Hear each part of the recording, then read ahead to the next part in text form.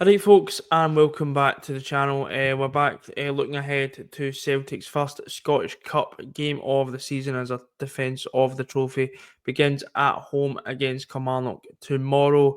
We'll also be just looking over the last week because I'm not actually had a video on the channel, obviously looking back on those drop points at Dundee, and of course looking at the latest transfer news regarding Celtic. And boy, has there been a lot.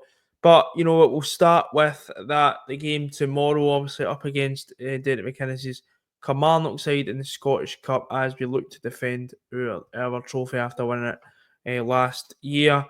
Um, a game which obviously expects Celtic to win. I expect us to bounce back. Obviously, the drop points against Dundee on Tuesday night was obviously disappointing. I don't think we played anywhere near the level that we would expect the Celtic side to be playing at, and it showed at times, especially defensively, and you know the missed chances come back to cost us. In the end, obviously we could have had probably the game wrapped up at half time.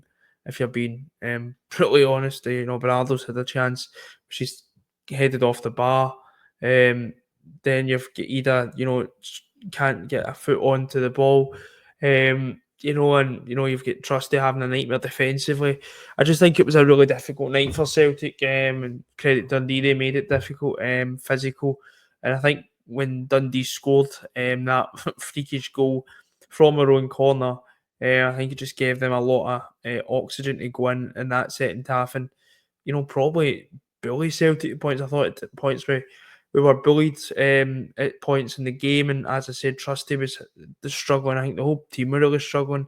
You know, another blank probably by Adamida. Obviously, he's been widely questioned this week about his performance, but the players will know that wasn't anywhere near how we expect him to play. And I do completely understand the playing a lot of games, but I think it's was really difficult on Tuesday night, and it's just about bouncing back. Tomorrow's game, it's the Scottish Cup, and it's probably in terms of third round ties.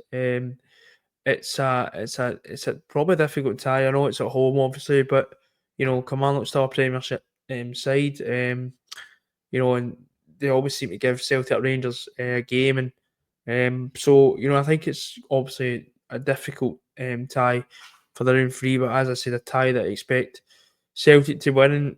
Team selection wise, we've got a fully fit squad. Maida returns. Brendan Rodgers confirming that in his press conference this afternoon. Nicholas Kuhn obviously come on to win the penalty on Tuesday night, so I'd expect um, Brendan Rodgers to probably maybe bring out Maida and Kuhn, especially Maida. I think we really missed his pressing at points on Tuesday. Just to maybe get us out of difficult situations. So I'd maybe expect Maida to come back in. I don't know about Kuhn, but we'll see. Obviously we've seen Kille go on the right hand side again on Tuesday night, so I'll be interested to see how that transpires. Goalkeeper obviously Casper Schmeichel, I think will obviously keep the same. He was on press duties today. Johnson, I think, will be at right back.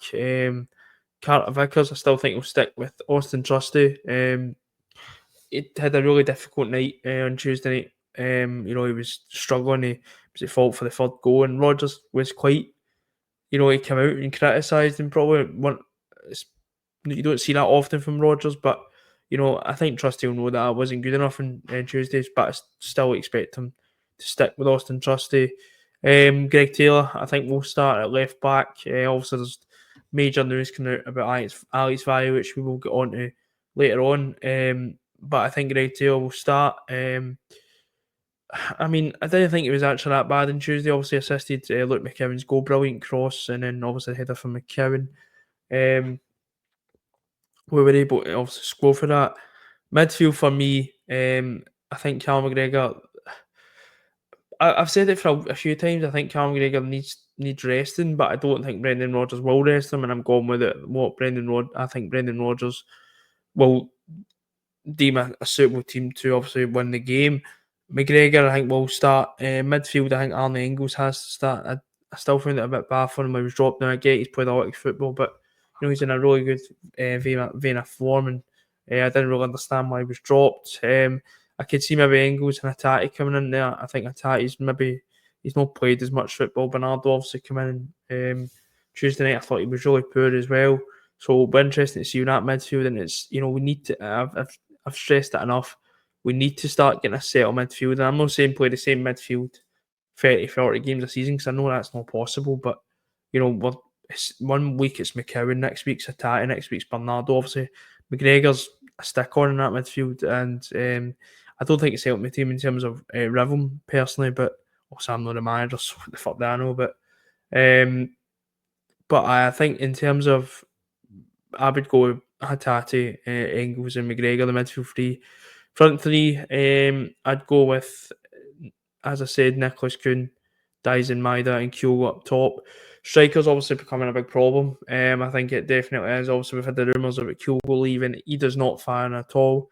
And it just seems when they cut to that centre forward position, they're unable to get into positions or not score enough, and that's been a problem with our strikers. Definitely, I don't think our strikers are scoring anywhere near enough, and I completely understand that Rodgers' team does not rely on strikers, but I still think we need that's we need a striker to kind of pull you out something on Tuesday when you're 2-1 down. No, sorry, at two each. I think you need your striker to kind of pull you out, and that's what we're probably missing this season. I just think maybe a wee bit more clinical striker would complement well with the team. So it'll be interesting to see, but I do think Kyogo will start up top. But as I said, a game that I expect Celtic to win. I expect us to win the next round. Obviously, it's a difficult game, as I said, in terms of potential other Scottish ties we could have got. Obviously, it's an all Premiership affair. But I expect Celtic to win. I think we'll maybe win 3-0. I think it might be a 3-0. And looking for that performance, because let's be honest, the performances haven't really been too great since probably a while now. I don't think and I'm not being too harsh. I get they're playing a lot of games, and they're still winning those games, and that is the key thing. But I think it's be good to see a performance of a convincing victory. The final part of the video, we're just going to be speaking about the various transfer rumours. First one, obviously regarding the one that's been probably spoke about in terms of Celtic. The whole window in that is none other than Kieran Tierney. It looks ever closer now that he will maybe move to Celtic in January. I don't even know what to. Don't even need to hear my thing about Tierney. I think it's a brilliant player we could be bringing in. I think he'll be. He's still a really good age, and if you can keep him fit, you're getting a more mature Tierney. You're getting for the one we had maybe 5 years ago. He's been done pretty well in the Premier League. If you ask Arsenal supporters, they're still, really supportive of him, and I think he's, he could still go and do a job at a Premier League side, and we've seen that over the last few days with the clubs that are reported interest, and he's supportedly snubbed to come up to Celtic. So, it's a player that we can be getting, and I think there's only one reason we're getting this player, and I think it's Brendan Rodgers. I think Brendan Rodgers is the key man behind this. Obviously, we had that photo when they were down at some dinner gala thing, and Rodgers for me was the driving force behind it all. But yeah, Fabrizio Romano put a tweet up I think yesterday, just basically saying somebody just basically retweeting this the tweet he done near the start of January, basically saying that Kieran Tierney Celtic is still on. The next tweet was very interesting. A Celtic podcast or a Celtic somebody on Twitter basically responded to him and saying is it going to about Tierney and that, and then he basically says, I've told you for weeks Tierney's coming, get excited Celtic fans. I think that and the next piece of news is really kind of set the wheels in motion. I think Kieran Tierney will be coming back on in January. Obviously, it was the only bit of discussion. I think we knew he was coming back. I think the only bit of discussion was it going to be in January or was it going to be at the end of the season due to the amount of wages that he's on at Arsenal. I think he's still on about 120 grand a week at Arsenal at the moment. So it's really good news that he is coming back to Celtic, and it's Kieran Tierney, and if we can get him fan, I think it'll be a fantastic signing, really do. The second piece of news for is regarding our other left back, and that is Alex Valle, obviously loan from Barcelona. We got him in the summer window. It looks like he will be on his way out this January window as well, which further adds to the fuel of the Kieran Tierney rumour coming back in January. Because I don't think we'd be signing terminating Alex Valle's loan so he'd go to Como without bringing another left back in. Are we going to really bring another left back in for 6 months when Tierney's supposedly coming this summer? So I think it pretty much confirms that Kieran Tierney should be a Celtic player by the end of this window. Rodgers was asked about Alex Valle and he said he still remained the club, but he did admit that the only mistake was probably not playing him more, which I tend to agree with. I think that I've not actually seen enough of Valle to fully cast judgment on him, but if it is our left backs are going to be Greg Taylor and Kieran Tierney, I'm more than happy with that to go ahead and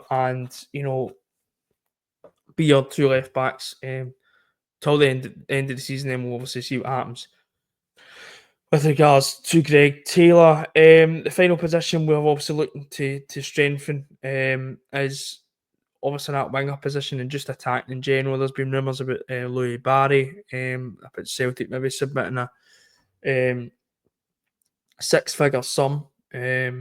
So it'll be interesting to see how that transpires. That's kind of went quiet the last kind of few days, but it's good to see we're looking because we need like the bench. There's no. I wouldn't say there's players on that bench that maybe one or two that can maybe come off and influence a game, and I found that on Tuesday night. Obviously, we started with Yang, who obviously scored, but I thought he was okay, but we know he's not the answer. And then you're needing a goal or whatever, and you're bringing Lewis Palmer off who I thought was actually pretty decent, but we need who's probably going to be out the door come the end of the windows. But you need more depth in those positions. We've been obviously linked with Raul Moro, the Spanish 22-year-old from Real Valladolid, I think it was. Obviously Ajax are interested in him as well. So, and obviously we're interested in that Norwegian winger, that's Sondre as well. So it's good to see we're looking in those areas, but it's good to see that Kieran Tierney should be coming to Celtic over probably the next week. And that's that's obviously the positive, because I think that's what every Celtic fan wants, and it's a fantastic signing. I think if we can get Tierney, even for the second half of the season, and obviously we'll on loan, and then maybe get him. Obviously, we'll be getting him in a pre-contract starting next season. So I think it's a position to be strengthened, and I think this is the player we should be strengthening it and I think it's it's pretty much confirmed now that Tierney will be a Celtic player by the end of the window. But that's going to be it for today's video. We're back tomorrow after the game for post-match reaction. Hopefully talking about Celtic in the next round of the Scottish Cup. Until then, speak to you later and hail hail.